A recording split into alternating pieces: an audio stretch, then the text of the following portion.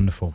Tell us about Dorothy Day, because you've brought her up several times, and tell Catholics why they ought not to be afraid of her, as if she's some kind of undercover communist or something. Yeah, I mean, I think a lot of people who watch this show, just like people who watch my blog and my podcast, tend to be on the more conservative wing of the Catholic spectrum, and I'm happy about that. I have no time for Catholic progressives, a pox on their house, for when we can get into that. I saw it up close and personal in Rome covering the synod. But anyway, Dorothy Day. A lot of more conservative Catholics say, wasn't she a socialist and a Marxist? And no, she wasn't. She was all for the workers. She didn't like capitalism. And of course, capitalism is a real fluid concept. Right? Well, when you say capitalism, what is it you mean? She did not grow up a Catholic. She became an atheist. She was a Marxist in her youth. She had an abortion at one point in order to keep a man. She fell in love with a dude. She got pregnant. The dude didn't want the baby, so to keep the dude, she had the abortion, which was illegal. But then the dude dumped her, and that was a real crushing moment for her. And she ended up living on Staten Island with this other man she really loved. Forster was his name. And they had a kind of common law marriage, and she did have a baby with him. And it was the birth of her child, Tamar, that eventually she ran into these nuns, and she was very moved by them, into their life there. And in other words, she was inquisitive spiritually. She was seeking. Long story short, she became intrigued by Catholicism and she converts. But she didn't lose her sense of radical devotion to the poor and to the working classes. So when she became a Catholic, she started reading more and more and more of the social encyclicals of like Rerum Novarum and so forth, and realizing that just exactly what I was explaining to you.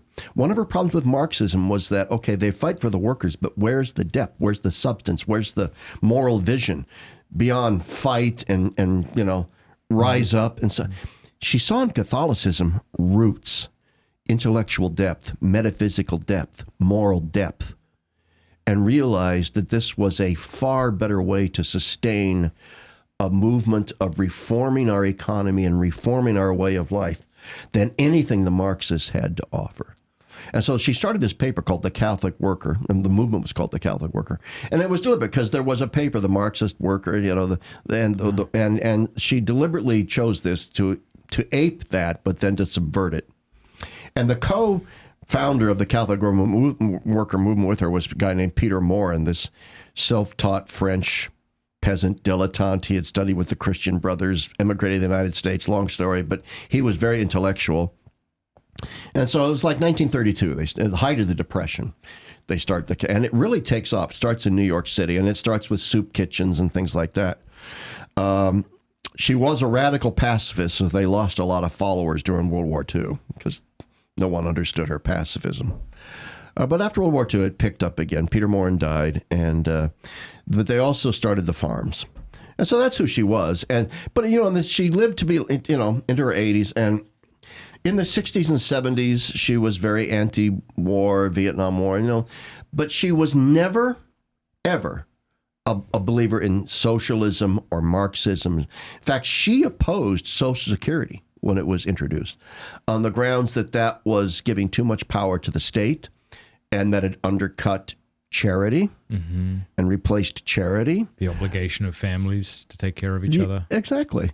And so, it is a grand myth in the sense of a falsehood that Dorothy Day was some kind of a political liberal. I think one of the reasons why this notion crops in is that, sadly, many Catholic worker houses today are simply mouthpieces of political leftist politics. I don't know about this, so feel free to expand on that. Yeah, I mean, a lot of Catholic worker houses beginning in the 60s, this is the era of the post-conciliar church. This is the era of dissent from church teaching in matters of human sexuality in particular. And gradually over the past 40, 50 years, not all, but many Catholic worker houses, it would be hard to find a believing Catholic in one of them. And if you find a believing Catholic, that Catholic is somewhat persecuted and beleaguered. I've heard many, many stories of like a devout Catholic who says, okay, I'm going to go to this particular Catholic worker house and live there and volunteer. And they go there and they last like 6 months and realize, I'm odd man out here. Nobody believes anything here. It's just a hotbed of leftist LGBTQ amazing stuff. That's certainly not true of Cumbermere and the house there, right? No.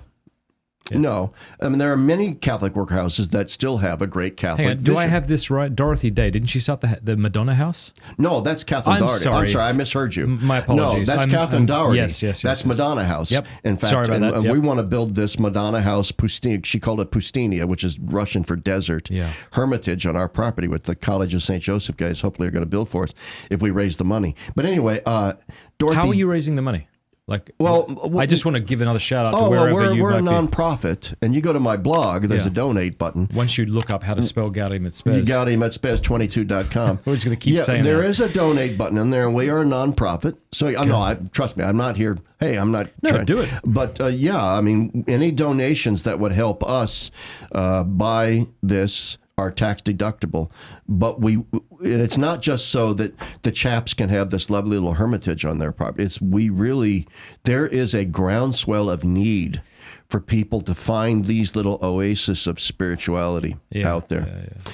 But anyway, back to Dorothy. Dorothy Day, whatever Catholic warehouse she was ever in was always very soundly Catholic. Are there newer ones? Are there like the newer folks for the Catholic worker movement? My friend Colin Miller has started one out in the St. Paul, Minneapolis area. That's great. What is one? What is it? What is one? They take various forms, but usually one of two forms. You either start what's called a house of hospitality, which means you give a soup kitchen for people who need food, or if you have the space and they have an emergency shelter for the homeless. So you house the homeless and you feed them. And so Colin Miller out in St. Paul, Minneapolis has a house of hospitality. At least he did until recently. I don't know if it's still there, but I think it is.